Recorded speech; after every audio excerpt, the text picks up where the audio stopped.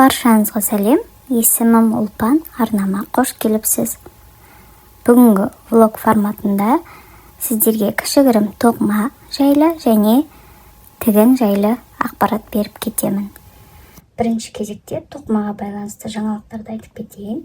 Естеріңізде болса, осының алдыңғы влогта қызыл жіпті көрсетіп және қызыма екеулік тоқимын деп айтып кеткен болатынмын, жилет және шорты деп.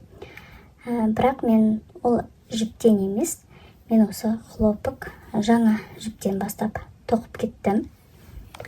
Ярнард джинс бамбук жібі, бұл да маған жаңа жіптердің бірі. Ешқашан қолданып көрмегенмін, алғаш рет қолданып жатырмын. 50 грамда 150 метр, 50% бамбук, 50% акрил дейді. Полиакрил бамбук деген енді ол хлопоктың бір түріне жатады. Бұл жерде қолдану тәсілі көрсетілген. Түстік көрсеткіш 103. Бұл жерде сары түс, ашық сары, өте әдемі түстердің бірі. Түстарда 3,5 мм ине біз және ілмек біз қолдануға, және осындай кеудеше тоқуға 400 грамм деген сияқты қосымша нұсқаулықтар көрсетілген. Ярнард фирмасының жіптері маған қатты ұнайды, сол себептен алып көрдім. Және осыдан жазға арналған екеулік тоқимын деп ойлаған болатынмын. Ендігі мен қараңыздар шортыдың бір бөлігін бастап тоқыдым. Бірақ қызыма өлшеген кезде маған бұл өлшем кішірек болып қалды, яғни жабысып тұратын шортылардың бірі болып қалды. Маған ол көрініс ұнаған жоқ. Бірақ тоқылу барысы ұнады. Жалпы қараңыздар, төменінде осындай, жиегінде осындай өрнекті пайдаландым. Өте әдемі нұсқаның бірі. Өте оңай тоқылады және әдемі көрінеді екен. Павлиный хвост деген осы өрнек төменгі жиегін толқын тәрізді көрініске алып келеді екен. Жіп тоқылу барысында ұнады. Енді ары қарай қолдану барысында көреміз. Бірақ ендігі мен бұған шорты тоқымайтын болдым деген шешімге келдім. Маған енді бұл шортыдың көрінісі ұнамағаннан кейін әрине бұл жұмыс тоқтатылады. Бұл енді толық тарқатылмайды. Бірақ мына тұста мен қараңыздар шортыға ойық жасаған болатынмын. Алдына және артына барлығын есептеп сызбасымен сызып тұрып жасадым. Және сол ойығына дейін, аралыққа дейін тарқатылады. Ары қарай не тоқитынымды қазір айтып кетемін. Мен ендігі басқа бұйым тоқимын деп бастап кеттім. Бұл негізі шортыдың екінші бөлігі де басталған болған. Мен енді төменгі жиектерін қателестім деп, басқаша жасап көрейін деп тоқып бастап қойған болатынмын. Соны енді ары қарай шорты емес, мен мүмкін осындай ажурлы кардиган тоқитын шығармын. Яғни кеудеге киетін кардиган немесе жилет жіптің жеткеніне байланысты және тоқылған көрінісіне байланысты шешім қабылданады ары қарай. Бірақ қазірше ажурлы кардиган деп ойлап тұрмын. Жіп менде 5 орам. Енді қызымның өлшеміне жетуі керек. Бірақ тоқылу барысында тағы да көремін. Мүмкін жай ғана жилет футболка жасайтын шығармын. Оны да көремін. Бұл менде егер жилет жасасам алдыңғы көрінісінде осындай ажурлы көрініс болады деп ойлап тұрмын. Және артқы бөлігіне осыны ары қарай жалғастырып тоқимын. Яғни жаңа айтып кеткен аралыққа дейін тарқатып, ары қарай арқа бөлігі осындай ажурлы емес, осындай жай ғана оң тоқылу көріністе болады. Жиегі осы көріністе болады. Меніңше өте әдемі нұсқа болады. Түсі де, барлығы, өрнегі де ұнап жатыр. Қараңыздар, өте әдемі түсетін өрнектердің бірі. Егер юбка немесе көйлек тоқитын болсақ, көйлектің төменгі жиегін осындай валан сияқты көріністе болатын ажурлы өрнек қолдансақ, өте әдемі нұсқаның бірі деп ойлаймын. Сіздер де тоқып көріңіздер. Өте қарапайым павлиный хвост. Бұл жерде менде 2 ғана қатар тоқылды. Өздеріңіз сабағын қарап көрсеңіздер болады. Орыс тілдегі арнада бар, қалай көрсетілетіні. Осы павлиный хвост өрнегіне байланысты жиегі осындай айтып кеткендей толқын тәрізді көрініс болады. Ал бұл жиегі де өте қарапайым жасалады. Егер алдағы уақытта жиегін қалай жасау керек қызықтырып жатса, мен шеберлік сабағын түсіріп кетемін. Кішігірім қалай тоқылатынын түсіндіріп кетуге тырысамын. Ойламаған жерден осылай жаңадан жіп алынып жаңа процесс ендігі менде басталып кетті. Келесі кезекте жаңа жіпті көрсете кетейін. Бұл менде қараңыздар торба сөмкесіне арналған ішкі астар, яғни дорбасы, қапшық немесе айтсақ та болады чехол. Енді мен қазірше бұған жіп салып қойдым. Және бұл дорбаға ендігі шеберлік сабақ шықты осы видеоның алдында. Енді бұл қапшықтың ішіне қазір уақытша жіпті сақтап қойдым. Қараңыздар, тағы да жаңа жіп алдым. Бұл бізде джут жібі. Өте әдемі түсте. Қазір енді түсі сіздерге нақты беріліп тұр ма видеодан? Нақты беріліп тұрған сияқты осындай әдемі бежевый түсте. 2 орам алдым әзірге. Бұл 100 граммда 140 метр. Әзірге 2 орам ғана алдым. Енді мүмкін сөмке тоқимын, болмаса кішігірім корзина тоқимын. Оны алдағы уақытта әлі көремін, әлі шешімге келмедім. Сіздерге өзім тоқығым келеді айдарында көрсетіп кеткенмін, корзиналарды және қандай сөмке тоқығым келетін. Сөмке деген кезде бұл менде шопер. Мүмкін шопер болатын шығар. Ромашкасымен суретін қалдырып кетемін. Өте әдемі. Ұнаған. Әрине маған 2 орам жетпеуі мүмкін, бірақ бастап тоқып көремін. Кішігірім болса да шыққан түріне байланысты сөмке тоқып бастап көретін шығармын. Әрине нақты емес, бірақ енді тоқылу барысында егер жетпей жатса, мен жіпті қайтадан қосымша сатып ала саламын. Ол жерде тұрған ештеңе жоқ, бастысы бастап көру. Және дорбаға байланысты қараңыздар. Алдыңғы блокта айтып кеткен спанбот матасынан тігілген өте қарапайым дорбаның бірі, және бұл матаның метрі қателеспесем 200 теңге тұрады. Оверлокты қажет етпейтін өте жақсы нұсқаның бірі. Кез келген затты салып сақтап қоюға болады. Киім болсын, аяқ киім болсын. Мен қазіргі таңда өзімнің тоқымама байланысты жұмыстарымды, жіптерді сақтап қолданып жүрмін. Өте ыңғайлы және ішіне біраз зат сыяды. Және шаң баспай тұрады. Сіздерге де тігіп алуға кеңес беремін. Келесі кезекте менде 2 жыл бұрын қателеспесем дайын болған көйлектердің бірі, және осыған мен кестелеу жасаймын. Сіздерге толық көйлектің нұсқасын көрсетіп кетемін. Бұл жерде мен араларды кестелеймін. Қызымның сұрауы бойынша кішігірім аралардың көрінісін жасап кетемін бірнеше жерден. Меніңше өте әдемі көрінетін сияқты. Және осы көйлекті де тоқып алуға кеңес беремін. Жібі де сапалы және өте әдемі көрінетін көйлектің бірі. Бұлай да көйлек әдемі көрінеді, бірақ қыз балаға киген кезде көрінісін сөзбен жеткізу мүмкін емес, тек қана көзбен көру керек. Қараңыздар, регландық линиялар қалай өте әдемі көрінеді. Тағы да өзім қайталап тоқығым келеді, мүмкін басқа түстен. Енді бұл менде ақылы сабақтардың бірі. Жемпір және сол жемпір тоқу әдісімен көйлек тоқу деген шеберлік сабағым бар. Егер қызық тұрса, маған жазсаңыздар болады. WhatsApp-қа немесе Instagram-ға төменде ссылка қалдырып кетемін, немесе экранда WhatsApp ссылка тастап кетемін. Дәл қазіргі келе жатқан сезонға, яғни күзге, қыс мезгіліне арналған осы көйлек жемпір тоқып алсаңыздар болады. Кестелеуді мүмкін осы мулина жібінен жасайтын шығармын. Сары және қара түстерді қолданып. Менде осындай набор бар.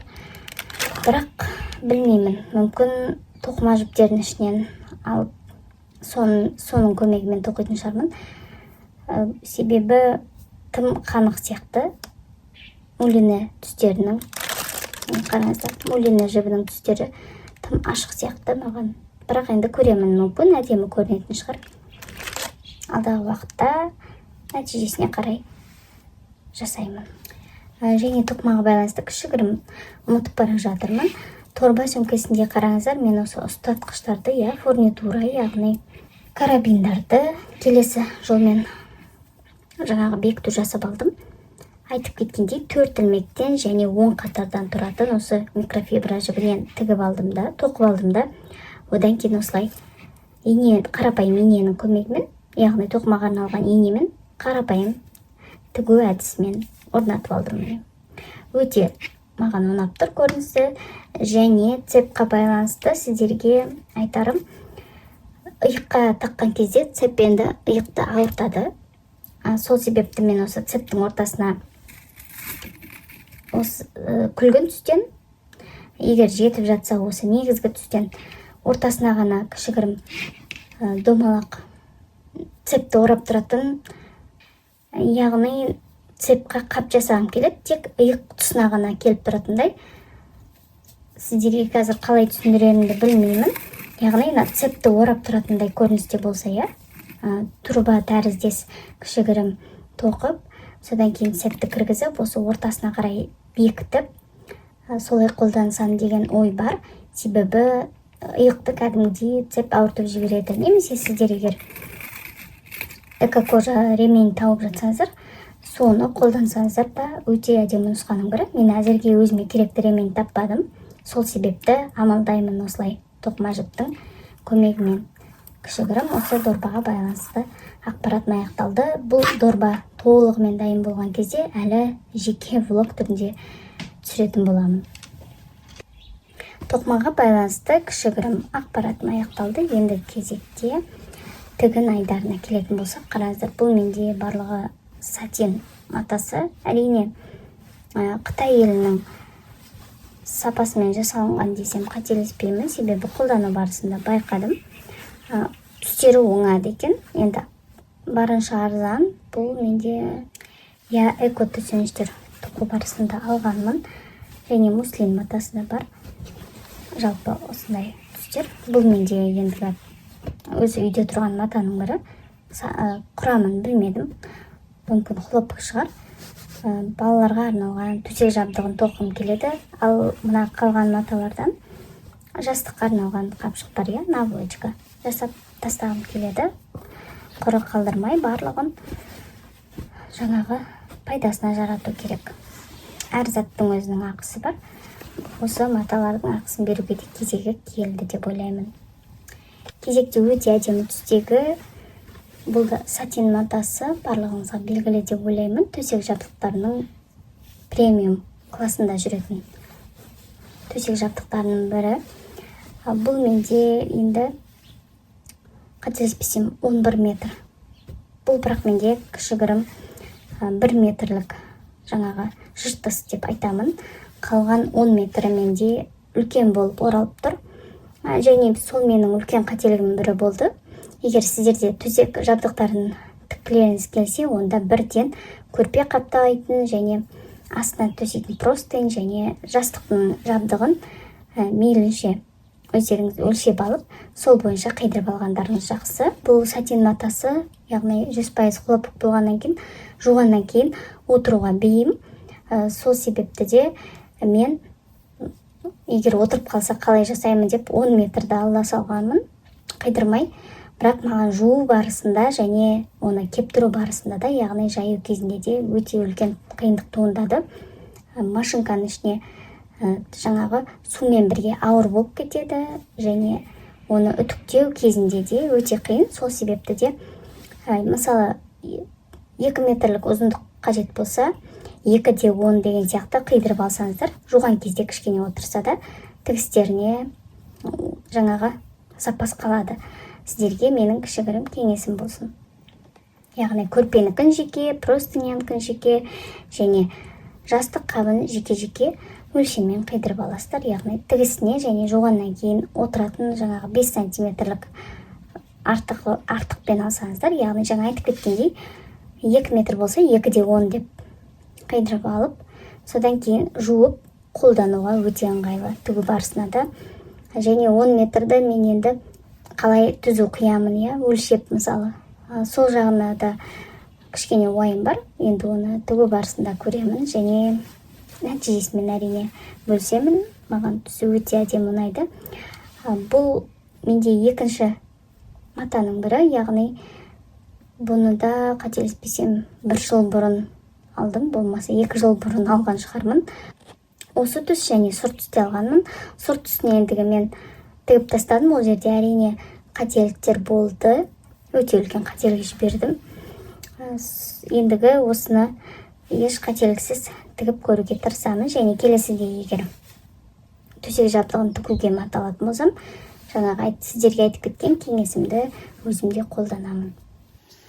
Міне сіздерге айтып кеткен жаңағы сатин матасы, қараңыздар, осындай көлемді рулонда әзірге тұр. Енді бұны жаңағы өлшем бойынша маған барлығын қиып, өтіктеп, одан кейін төсек жабдығын тігу керек. Келесі тігіп бастаған жұмыстарымның бірі қыз балаға арналған көйлек, яғни өзімнің қызыма арнап муслин матасынан 1 жыл бұрын тігіп бастағанмын, бірақ сол күйі аяқталған жоқ. Өте қарапайым нұсқада. Қазір бұл жерде енді жеңі қалған және артқы бөлігінің төменгі етегі қалды. Бұл жерде мен муслин матасы ішінен көрінетін болғаннан кейін астар ретінде, қателеспесем, батист матасын қолданып жатырмын. Бірақ бұл батист матасының өзін көйлек тігуге болады, қараңыздар. Екі жақты көйлек етіп кисе де тігістері барлығы іште жасырылған. Бұл менің алғашқы осындай ішкі астармен тоқып жатқан жұмыстарым бірі, және байқасаңыздар тігістерінде кішкене қателіктер бар. Ішкі көрінісі болғаннан кейін жарайды деп қатты мән берген жоқпын. Сырты мейлінше ұқыпты тігіліп жатыр. Әрине оверлоксыз маған өте қиын. Сол себепті осылай ішкі астармен ішке қарай көмкеріп тігіп жатырмын. Өзімнің жұмысымды екі есе қиындатып алғанымды түсініп тұрмын. Бірақ енді бастап қойғаннан кейін тігу керек. Мен тігіп бітемін дегенше қызымның өлшемі де, қызым өсіп кететін шығар бұл көйлектен, бірақ құры қалмайды. Жиендерім бар, жиендеріме беремін. Бұл менің бір опытым болады. Өзіме қатты ұнап тұр. Жаңағы муслин матасының өзі денеге жақсы, балаға яғни терлетпейді. Терлесе де өзіне сіңдіріп алады және ауа өткізгіш жаңағы жұмысы ұнайды қатты. Бұл да әрине Қытай елінің муслин матасының бірі, бірақ түрік елінің муслинінен кем түспейді. Себебі мен өзіме ендігі муслин матасынан көйлек тігіп алғанмын. Сәл кейінірек көрсетемін. Бұл жерде айтқым келгені, мен жаңағы тігін курстарын сатып алғанмын түрлі. Сол жерде қалай осы крой жасайды, сол бойынша қағазға түсіріп, одан кейін матаға түсіріп тігіп жатқан алғашқы жұмыстарымның бірі. Нәтижесімен, егер барлығы жақсы шығып жатса, яғни егер тігіліп жатса, алдағы уақытта нәтижесін көрсетемін. Ендігі сіздерге эко төсеніштер жайлы айтып өткім келеді. Менде енді қазіргі тігілген нұсқасы жоқ, бірақ сіздерге егер видео, фото болса салып кетемін. Және қараңыздар, мен осындай картон қағазынан эко төсеніштің макеті деп айтылады. Макет деген дұрыс па? Дайын сызбасы деп айтайын. Осыны матаға түсіріп қиып алып тігіледі. Және екі өлшемде жасағанмын. Қараңыздар, стандарт және макси деп. Бұл менде кеудеге арналған төсеніш, яғни вкладыш, грудной вкладыши. Жаңағы емізетін аналарға өте жақсы нұсқаның бірі. Келесі бұл менде арнайы күндерге арналған, өздеріңізге белгілі деп ойлаймын. Сондай төсеніш, бұл да өлшеммен жүреді. Не себепті көрсетіп жатырмын? Алдағы уақытта осындай күнделікті төсеніш және арнайы күндерге арналған төсенішке сіздерді қалай тігіледі, соны көрсеткім келеді. Яғни тігілу жолын емес, өзімізге керекті өлшемді сызып, соны матаға түсіріп, әрине ары қарай қалай тігіп алдым, сол жолында көрсетіп түсіндіріп кететін боламын. Яғни шеберлік сабағын шығарсам деген жоспар бар.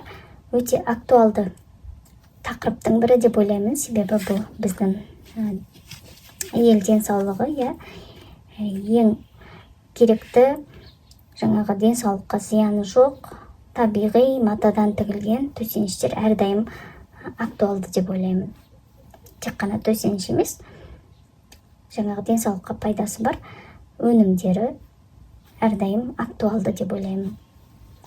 Енді сол денсаулыққа байланысты сіздерге кішігірім кеңесім бар.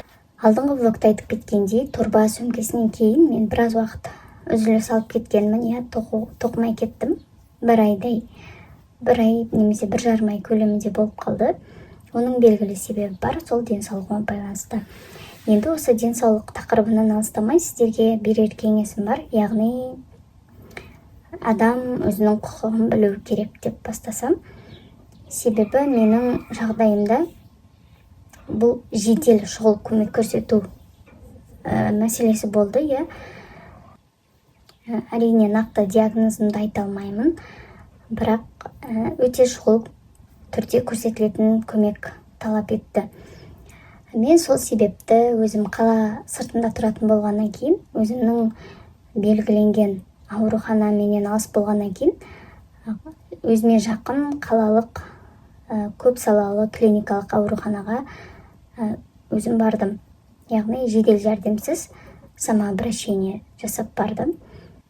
Сол бойынша айтып өткім келіп тұр. Ол жақта кішкене әрине мәселе туындады, себебі сіз бізге қарамайсыз, өзіңіздің жергілікті ауруханаға бару керексіз деп бірден қабылдаған жоқ. Бірақ жолдасым сен олардан бас тарту бойынша жаздырып ал деді, яғни отказной жаздырып ал деді. Барып мен талап ете бастадым. Әрине маған бас тартты, жазбаймыз деді. Мен әрине өзімнің құқығымды қорғап, өзім тарапынан талап еттім. Әрине күйеуімге келіп бірге талап еттік. Неге жазбайсыздар? Заң бойынша жазып беріңіздер. Мен сіздерге обращение жасадым, мен сіздерге көмек сұрап келдім, бірақ сіздер мені қабылдамай тұрсыздар. Не себепті сол үшін жазып беріңіздер деп талап ете бастадым. Ол жерде әрине дәрігер ендігі операцияға кетіп қалған екен.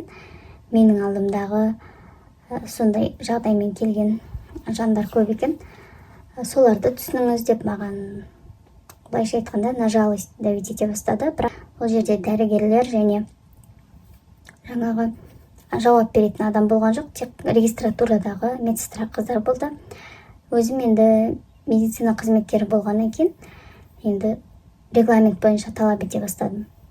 Онда маған приказ номері бойынша айтып беріңіздер дедім. Қандай приказ? Осындай жағдаймен келген науқасты қайтарып жіберу деген, біз қабылдамаймыз деген приказ номерін көрсетіңіздер және айтып беріңіздер деп едім. Әрине ешқайсысы айта алмады. Мен енді сол кезде сіздер білу керексіздер, тақылдап отыру керексіздер. Гиппократ антын қалай қабылдадыңыздар деген сияқты медицина тілімен сөйлей бастадым, бірақ өзіме керекті жауапты алмадым. Сонымен бізге жауапты дәрігерді шақырып, біз әрине өзіміздің талабымызға сай, мен заң бойынша келіп тұрмын деп, әрине сол ауруханада қалып, маған көмек көрсетті. Сіздерге берер кеңесім, мысалы, маған деген қаншама адам солай заңды білмей, ана жаққа барасын, мына жаққа барасын дегенге қаншама адам кете берді. Сол себепті де бір пайдам тиер деген оймен бөлісіп жатырмын. Әрдайым өзіңіздің денсаулығыңызға байланысты сұрақ болса, бірінші ақпарат жинаңыз. Жаңағы мен ChatGPT-дан және Google-дан жинап алғанмын. Менің жағдайымда мен кез келген ауруханаға көрсетіле алам ба, яғни көмегіне жүгіне алам ба деген.